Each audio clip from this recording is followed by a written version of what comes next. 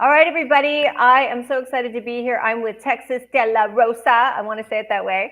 I'm super excited to bring this guest on with our show. As you know, this is about you scaling up your life to that $1 million dream life, fueled by a beauty business, right? Whether you're a medical injector, tattoo artist, whatever in that genre, from medical to PMU, we cover. And I want to get some insight into we're going to talk a little bit about mindset and entrepreneurialism in the beauty profession. And we have a great guest today. So Texas, please tell us a little bit about yourself. I know you've got a huge, long journey, but if we can put it in a little capsule, you've been around for a while, so tell us more about your experience and what you do and where you are right now. Awesome. Well, thank you guys. My name is Texas Dela Rosa. Yes, that's my name. I am a makeup artist. I am a laser professional. I've worked in medical aesthetics. I'm a permanent makeup artist, and I run a few groups. And what I do is I help people get better at their job. I make people feel more confident. I love working with clients, and that's kind of what I am in a nutshell. Is just a lot of knowledge up here, and I like to share it with all of you guys. So. Absolutely. I love that. And this is one of the reasons we're making this channel is to spotlight all of these people that I see around. I'm like, oh my gosh, we need to tell the story. We need to get that out there. And so, we were talking a little bit earlier about your experience. You've been in the industry, in the beauty industry for what, 20 something years, right? 24 years, yeah. You must have started when you were 10. Okay. Like, let's get real. But around, so a makeup artist, obviously, and then you got into the medical aesthetics and all this journey. And now you have your med spa and you have these groups that you do. And we had mentioned that, helping others. But let me ask you this, over the last couple of years, we had a great run, right? And then 2023 hit and everybody started panicking, right? Something shifted. There's a couple things that happened, but what are your thoughts over how it's been for the last year compared to the gravy train that we had for almost, 10 years? What are your thoughts on that? I think a lot of things have happened. I think that, the pandemic put a lot of stress. Like, I think when 2020 hit, I think it started kind of happening before 2023. I think people started doing things at home more. They started realizing that, they wanted to do things maybe more affordably, that sort of thing. I think a lot of people also just took to YouTube and took to TikTok and all the things and started doing stuff themselves. Maybe they weren't doing it great, but they're doing it themselves. And I think that kind of shifted the industry a little bit. And people wanting to spend money on certain things. I feel like there's a lot of people that I see that are struggling, that are slow in their industry or their businesses, or they're like trying to offer different services. And, I think that's probably one of the biggest things I've seen shift. And what we got to think about is, how do we get people back in and how do you remain relevant, Right. So you've noticed that kind of, and I would call that also, there's a thing that happens in markets, right? Saturation curve. So I also think, and that's great for our industry, is that we've hit saturation mark too, where it's become like lashes. Everybody gets their lashes done. Everybody gets their PMU done, right? Everybody gets their brows done. Everybody does. So when it becomes more mainstream like that, you're going to have a lot more saturation, and then you don't stand out as much, right? Because there's more people doing what you do, and that's okay, right? We're happy that there's more people making a living and doing what they love. But then what happens when you're trying to get your message out? You can't do it the same way you used to, right? You have to do some more things. So what did you guys do with your business to kind of, like you said, be more relevant or bring people back in or whatever, Oddly enough, where I work, and at the time, my business partner, at the time with our school, and then she owns the spa that I worked at. She's no longer our owner. She wound up selling because she just did so well. But the thing is, what we did back then was we really focused on making people feel like they were important. Like, it wasn't this rush them in, get them out. It wasn't this cattle call of, we didn't lower prices. We actually raised some things during the pandemic, which was kind of, I think, a little scary for some people because they were, people that were just dumbing down their prices just to make, ends meet. And we kind of raised the value of what we were doing. And I always look at things as the value. When someone comes into a facility for whatever it is, permanent makeup, aesthetics, injectables, whatever, it's the value. It's that, what is that person bringing to the table? For me, it's years and years of experience. When you come with me, I'm not a novice. I'm not someone that I'm not wet behind the ears, as it were. I'm not a brand new practitioner. So when you come to me, you get treated a little bit differently. And I treat everybody like they're a rock star. Everybody is a celebrity client to me. I don't care who they are. And that's kind of what we really stuck to at our core values, was to make sure that all of our clients felt like that. And so we kept them. In fact, that's how we've maintained our business, is we keep bringing up that fact that all those people keep talking to their friends and their friends and their friends. So it's a lot of word of mouth. We didn't do a lot of advertising. We didn't get a lot of crazy. We just started getting advertising like in the last year, like where we actually paid for it. Yeah. So that's kind of what we did, so Got it worked it. for us. That's awesome. And this is a brick and mortar location you're talking about, right? Where you're doing services, not the training side? Yeah. So we were both. Right now we're in a transition phase where I'm actually going to be doing trainings on my own now. So that's going to be a totally different situation. We'll talk about that another time because some good things are coming up. But right now our business did get sold. And so now I'm working with another owner, which she's amazing. They are they're a small corporation. So they buy small med spas and we just kind of keep them going in the right direction. But they have a little bit deeper pockets so they can kind of get us better equipment, better deals on Botox and fillers and things. And so I'm excited. I'm excited to see where things are going with this new facility, but still same name, same people, same things, and still same core values. We are very, I think that I would never work for a place that was money forward. We want to obviously make money, make our living, but I also want my clients to feel like they are important, like they are the most important thing in the when they walk in the door. You know what I mean? Absolutely. And you mentioned on something that we at the Profit Academy teach so much during our training. And one of the foundations is value and brand influence, right? So when you can share the message in your community, or if you're a service provider, about your brand and the value that you bring to that brand, you don't need to worry really about your pricing, as long as you're within range, right? Yeah. But the pricing isn't, I always teach students that the price shouldn't even be really a discussion. And here's an example. When I have clients book with me, I still do some services, not as much as I used to, but they don't really ask me the price till it's almost like an afterthought. Right. Oh yeah, by the way, well, how much is it? It's not leading. If you're leading with price, then you don't have your value brand influence out there. You're not getting your message out clearly, because if they're leading with price, then they're not understanding the value, right? Usually the question on price is an afterthought for most of them, because they don't care. They want to be with you because they understand your brand so well, and the way you treat them and the way you make them feel and the confidence that they have in your ability, right? So how do people manifest that? They have to learn some skills to do that. It doesn't happen overnight. Now, there's ways to fast track that with training, instead of taking 20 years to get it figured out, right? All the ups and downs. But, how did you define, your brand and your message, just you personally? So me, it's interesting because I've always had an entrepreneurial side. I've always just kind of been someone that thinks outside of the box. And I think one of the biggest things that I think about and that I think about for every single client that walks in my door and that comes into our facility or that I see on the street is I want to treat them how I would treat my mom or my sister or my dad. Like I love my family and I want to treat I always think it's funny how I become really good friends with a lot of my clients who it's interesting because, I think there's that saying, it's like what a friend will, it's something about a friend won't come see you or whatever, but you'll find a friend at your spa or whatever. There's some saying like that, but I'm totally butchering it. But it's funny because like a lot of my friends don't come see me at my spa, but I make such good friends with the people that do come see me. Yeah. And I think that one of the things that made me really stand out to a lot of people is that I have a passion for helping people. I have a passion for what I do. If I didn't, I wouldn't do it. Right. And people know that, right? It's very evident when they meet me that I'm very excited for their journey. I'm excited that they're coming in for scar restoration or areola tattoo, or they're getting laser for, acne scars or whatever it is, and I want people to feel comfortable and confident, that I know all the answers. I'm a book nerd. I love learning. I want to take all the classes.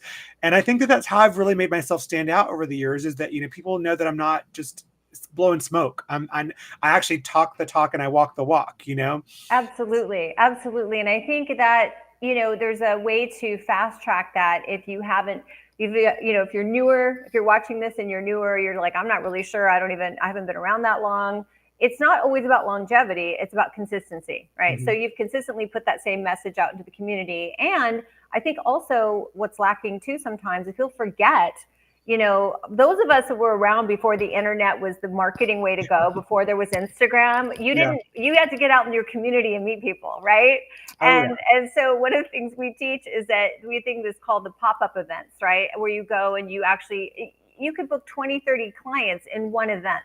Mm-hmm. So get out of the house, get out of your space, and don't rely on only the internet to provide you clients, right? Get out and meet people. I mean, wouldn't you agree with that? There's nothing like face-to-face to book a new, 100%. right? I remember back, I mean, it's funny because, again, so many people, especially the newer practitioners and newer, aesthetic, they want everyone to come see them because they did a TikTok video. They danced to a song, right? And I'm like, I remember back in the day that I had to go to salons and I had to go to like, events. I would do bridal expos and I would have all these flyers made and I would just have to do all the things and take my iPad and show all my work. And, it was this thing about meeting people in person. But the thing about it is that, what I see with so many people and why they fail, as it were, doing social media is because people want to go see you. Because you said it earlier, it's a saturated market. There is a med spa on every freaking corner. There's like 20 med spas around, but why are they going to come see you when there's 27 other people there doing the same thing you do?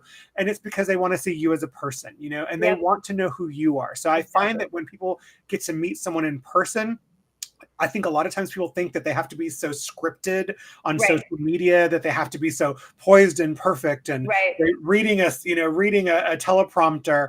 And that doesn't really showcase who you are. Like, I'm a quirky dude. I'm funny. I have crazy hair sometimes. I don't know. I've got puppies on my page. They get to know who I am. And they're like, oh, he's, and he also cares about them, you being the client. I think that's what a lot of people forget, is that there are people. It's not just like this, this fine line between, there's a huge gap between going and meeting someone in person or just seeing them on TikTok or Instagram for 5 seconds, Absolutely. Absolutely. And also, one of the things that I have been a little concerned about moving forward with people relying so much with online is the AI saturation that's coming right now. Right. If you look at now, if you're relying only on what worked a year ago, 2 years ago, and you're not getting out in your community, meeting people, and you're not connecting face to face, you're going to have a really hard time, in my opinion, even with the best ads. And the reason is because AI, people have these AIs now where they're just going on and having automated, everything. So there's more and more and more saturation on online. So it's getting less and less effective, I believe, for just local businesses. Now, it's great if you want to do it just to have a steady stream and have your presence. But by far, 60% of your marketing should be getting out and having events, connecting with influencers in your area, doing the things that old school traditional marketing used to be. Get in a magazine. Like, one of the things we have is we have a local magazine here that we produce, and it's for the affluent areas. And I'm like, why aren't there beauty professionals in every one of these across the USA? And we have them all over. And so it's like, you should be seen inside the home, but not online all the time. And, I would also say this too, like, I think when you think about your own experience online, like when I watch a video, let's say of a cute puppy or a kitten or whatever, or some fun dance, I've forgotten about it as soon as I quit watching it. Right. It's like, oh, and then it's not making me want to buy. Right. Would you agree? Like, so I see it and then I forget about it because it's so fast. And I thought that was cute. It's like a little distraction. And then I move on with my day, but it's not making me pull the trigger on wanting to inquire. So it takes a little bit more for your clients to actually go from a TikTok video to then wanting to actually inquire with you right now. And people that do really well, I think, on social, and I applaud those people that have just nailed it. They're really, really, they take the time to curate content. Right. And so it's one thing just to post something and think, well, it didn't work. Well, are you curating content? It takes a whole science behind it. And I don't know about you, but I'm okay at it, but I'd rather meet someone face to face. I think it's like the energy and everything. So the message would be, get out in your community, right? Get out and meet people again, follow what Texas does, be you and your personality, because like you said, that's what's going to stand out versus the med spa down the street, is they're buying into you for some reason. And would you say this too? Not everybody's your client, right? Everyone's going to resonate with somebody different. 100%. I'm not for everybody, and that's okay. I mean, I tell people how it is. I'm pretty blunt and honest about what they need and what they don't need. If I'm not for somebody, there's definitely an artist or a practitioner for them out there, for sure. 100%. Absolutely. And then what do you think about, your entrepreneurial journey that we talk about, and I love to talk about on this, is that, entrepreneurialism, I believe you're kind of born that way. And when I talk to more, it's like we all have we go back in history. Well, yeah, when I was 17, I did this, and we all have this journey. And what have you found over the years, mindset-wise, to keep you focused? Like, what have you noticed about yourself, your journey over time of success, in how your mind shift has changed as an entrepreneur? I think honestly, I've always had such a huge drive. I've always been a very driven person. So when I want something, I go after it and I don't stop until I get it. Mhm. And I don't care when people tell me it's not, that maybe it's not attainable, or, this would be better. Sometimes I do things things will happen in weird ways. It'll be, how things work, but I think it's my drive. I think that's something, you're right. I don't think that a lot of people are born with that. I always think also too, like I always laugh about this because I've as a child, I've even knew, like, I had a 5-year plan, a 10-year plan, a 20-year plan, and I know what I want to do when I'm 70. And I know a lot of people don't know that. They're like, I don't even know what I'm doing tomorrow, but I have ideas, and I always have these things. And I've always kept a journal. I've always kept, like, and not like a particular journal, but like a daily journal, like just like writing down my ideas and things. And I love to go back through it and just see, like, what was I doing on June 8th of 2020? What was I thinking about then? And putting that pen to paper sometimes is what's really kind of made me, I think, successful in my career, is because I don't accept that people say that I can't do it, or it can't be done, or that I shouldn't do it, or there's a ton of people doing it already. I'm going to do it in a different way, and I'm going to think about what my client would want, or what I would have fun doing. I also try really hard to do things that I love. I mean, we've all had jobs where we had to do a job we didn't like, right? Mhm. Everyone's had that job. But I don't do that anymore. I've learned the lesson that I think that most people don't learn, is that, when you love what you do, Yep. people see it and they can feel it when they walk in the door, Yep. versus it just being a job. I mean, Yeah. we've all had that person that gave us a facial that we could tell that they were just there for the job, Right. that they were just washing the face and doing all the things. But then you go in with that person that is just giving you that extra love and that extra care, and you can tell that person loves what they do, and I think that that's something that you got to learn as an entrepreneur, is, what do you love doing? Right. What if there's certain services that you don't want to do, don't do them. Yep. Because people can tell. It's like sharks with blood in the water. Yep. They can tell when you don't love to do it. So I think that that's something that's really helped me in my career and starting businesses, because I've started quite a few at an early age, my 19, 20 years old, starting my first business. That's kind of, I think, what's really set me apart from other people, is that I have a vision, and a drive. Absolutely. I think that I see that a lot with entrepreneurs as well, when I call it, like, when you just can't do anything but be the entrepreneur that you are born to be. You're almost unhireable in some way, right? If you don't have some freedom, some creativity. So, and I love the idea that you walk about through the evolution, because I think it's a journey, right? We go through different phases, and we pivot, and we do different things. So if you're on that journey right now, and this is resonating with you, and you're feeling a little lost, or you're not sure, just know that, just trust in yourself. And like you said, if you're a writer, if you like to journal it down, write it out, and then reach out for mentorship. The other thing I was going to ask you is, we all need mentorship. We all need coaches. We all, I'm always so shocked by our profession in some ways, when I see people trying to do everything on their own and being in a bubble on their own, and they just try to get everything off a YouTube channel, or everything they can off of a Facebook group. And it's like, you can't even elevate that way when you're not aligned with, you really need coaching and mentorship all along the way, right? We all do. And different phases are going to require different coaches, different phases of your life, different mentorship, different places. And, I always wonder why it is in the beauty profession that I notice that people feel like they don't need that, or they don't want to invest in it. When if you look at every other profession, a singer, a dancer, right? An actor, where do you think they got all that mentorship? They pay for this coaching and ongoing. A singer would never think of just being a singer and not investing in coach singing lessons, right? Like, you would just never achieve that. Even Beyonce, she still has a singing coach, right? I mean, at her level. So what do you think it is about the beauty profession, or PMU or whatever, where they feel like they don't need to invest in that, when it's, to me, the most absurd thing? Because in a way, you really didn't get any schooling in it in any way. There isn't one aesthetic school that teaches you entrepreneurial skills at the level you need to be successful. Yeah. So what are your thoughts on that? I have a few thoughts actually. So first and foremost, I think a lot of it is a couple of things. That these are the two that came to my mind right off the bat. Was one is gatekeeping. You know, a lot of the people that are successful in our industry are gatekeepers. They don't want to tell you what they're using on their clients. They don't want to tell you how they did this or how they got to where they were going.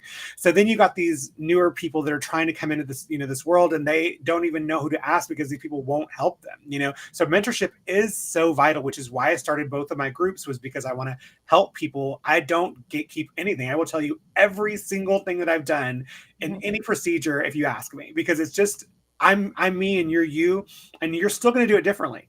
You know, one of the biggest things that one of my old business that I worked for, when I first started working for her, she was so like, wow, you tell everybody everything you're doing, and aren't you nervous that people are just going to try to go pick up what you're doing? And I was like, no, because they're not me.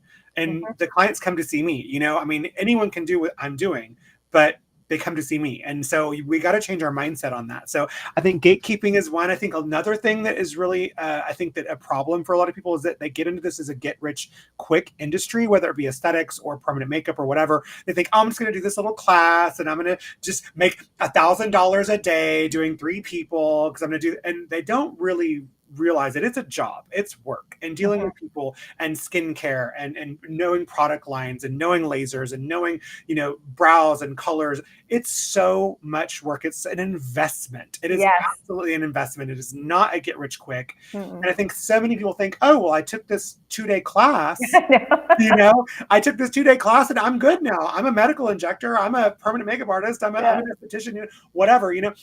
And so they think that they can just do this because I think a lot of people get bamboozled by these people that are out there that are preying on these younger people, or people that are just maybe trying to shift from one job to another. These people that are saying, you're going to be a millionaire if you take my business coaching thing for, you know, a month, but you pay me $7,000 a month. You know, it's this weird, this influx of people that are trying to prey on people that really just want to help people. So I think that's also a problem why people don't know they don't know who to believe, you know. Right. I have who to trust, who to trust, who to ask for help. And I think that that's one of the bigger problems that I think a lot of people have when they're starting out, and why they, you know, I think that they just don't know where to even go. Yeah. They default to trying to find the answers, searching in groups. But here's the challenge that I see, and I agree with you. That's why we created Profit Academy, because I wanted to create a home where people could trust the training, they could invest in something they knew that they could rely on, and that we actually did what we're preaching, right? We've actually accomplished everything we preach and we teach, we've done. And so I like the fact that, like, what I felt in a lot that was lacking a lot is, like, I would talk to someone who's a marketing company and I would like, do you know what it's like to have a screaming client on my chair whose husband just texted her he wants a divorce? How do I handle that? Well, I can get you more leads. No, like, we need more robust. And so when we created Profit Academy, it's actually an academy, and it fills in all those gaps, and we run ads for you. So you get what you really need. How do I handle this client? What happened? This went wrong. You know, all these things that happen, as you know, along the journey. That's what true mentorship is, right? It's really being with someone who's at the top of the mountain, who can take that rope and go, come on up. I'm up here. I know how to get you here, right? Versus fake outs. And I think we're seeing a lot of that online. And we talked about the AI. You get all these, what I call, and no offense to bro clubs, but I call it the bro club, where it's like, hey, I got the hat. I'll throw you 30 clients, DM me, you know, and you're like, you just took a training last week? Is that now you're an agency? So it is hard, and it's food for the wolves, I call it. So, you know, if you don't have a little bit of knowledge, you are food for the wolves, because they can see it and they know that you don't know a little bit. So we also teach you to be empowered so you can make really good choices moving forward. And I think that mentorship of who to trust, who can you rely on, is what they're having a hard time with, because there's so many things pulling them. So that's why we love talking with influencers like you, who, you know, we can build this credibility and know that, you know, if somebody needs help, that, you know, we can be a good resource for them in a legit way, because we actually care and we love our profession, and we are one of you, right? Like, I mean, we've lived it. I built all of my businesses from scratch. No silver spoons, you know, built my med spa from scratch, all that. I've taken the trash out, I've swept the floor. Okay, so like, there isn't anything that we don't understand and can help. And all of our trainers and coaches are all active artists and estheticians. So there's no, you know, and I think that credibility is what people are looking for. They're looking for a place they can believe in and they can trust. right? Because you've only got limited amount that you can spread it. And then having people like you that are so amazing that just share your knowledge, they can go and get to your sites and get, that brand trust, and also places where it's a safe haven, where they're not going to feel, as you call it, the cat house, right? The hen house, where it's like, oh my gosh, I was just asking a question. And so I think that's wonderful. I'm so glad that, you've made these groups, and they're so powerful in what you're doing. And I'm so excited, to meet you and to connect with you finally. So any last parting thoughts that you'd like to share with our viewers? And I want to do a series with Texas, not the first time and only time we are going to talk to this person. Okay. We've got a lot to talk about. I can't wait to get into lasers and all the cool stuff. But what would you say to someone sitting there right now who's like, I'm feeling a little lost. I really am passionate to help clients, and I want to just keep moving and building my dream too, but I'm feeling a little like uncertain right now. What would you say to someone like that? Okay. The number one thing I would say is we've all felt that. So just know that everybody that you look up to, every single person you look up to, I mean, look at Oprah. I mean, she was fired from her job back in the day, I think it was like she was on some channel and she got fired, and now she's Oprah. I mean, you think about all these things and people like Vera Wang, she wasn't, just look at anybody great. We've all been there. So just know that if you're feeling that way, every great person out there has felt that way too. They've been told, no, they can't do it. They've been told, you're never going to make it. They've been told, it's a wasted dream. They've been told all those things. I've been told those things. And trust me, it's not true. So that's right there, the number one thing. So that's not true. It's only true if you allow it to be true. Absolutely. So I love that. Yeah. Only true if you allow it to be true. Then the second thing is, I'm going to say is, allow yourself to feel that way if you're down about the situation, whether you're, we've all had slow days, whatever, and you get kind of in a funk, and whatever.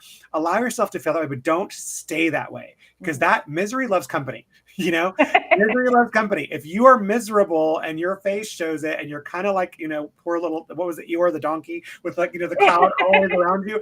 Nobody wants to be around that. Okay. So you've got to kind of just change your mindset and go, okay, you know what? We had a bad day yesterday, but what are we going to do tomorrow to make this day fun, exciting, and get some people in? That's where I think that people kind of fall prey to just, the woe is me situation, is that, it's okay to feel these ways. It's okay to feel anything. All your feelings are valid, but you can't stay in them. You have to keep moving forward. Don't ever let yourself fall prey to that, because that's what I think a lot of people, why they fail in the industry, is because they both start believing that themselves, Absolutely. So I think a person that if you're feeling kind of like, I don't know what to do, reach out to someone like me, reach out to someone like Dr. Don, that we are here to help. I love helping people. I don't care what it's about. I've got knowledge in all directions. When people need a surgery, I'm like, here, this is my surgery. I have a huge network that I've built over the years. So I love helping people. And I think that, when you can find someone that wants to really help you, you believe it and it, that person. No one that ever messages me, and trust me, I get tons of messages daily. No one that ever messages me ever gets this, that's a dumb question. I'm like, hey, how can I help? So that's the type of person I am. So find someone like me and start surrounding yourself with those type of people too. Yeah, absolutely. I agree with that. And getting into the good tribe of people that you feel aligned with. So we're going to put links below for Texas's groups so that you can join and you can be a part of the tribe. And we wish you all the best success, and you guys keep going. Don't give up. Tomorrow's a new day, right? We all have our moods, and looking forward to talking with you again. Thank you so much for being with us. Well, thank you so much for having me. It was a lot of fun.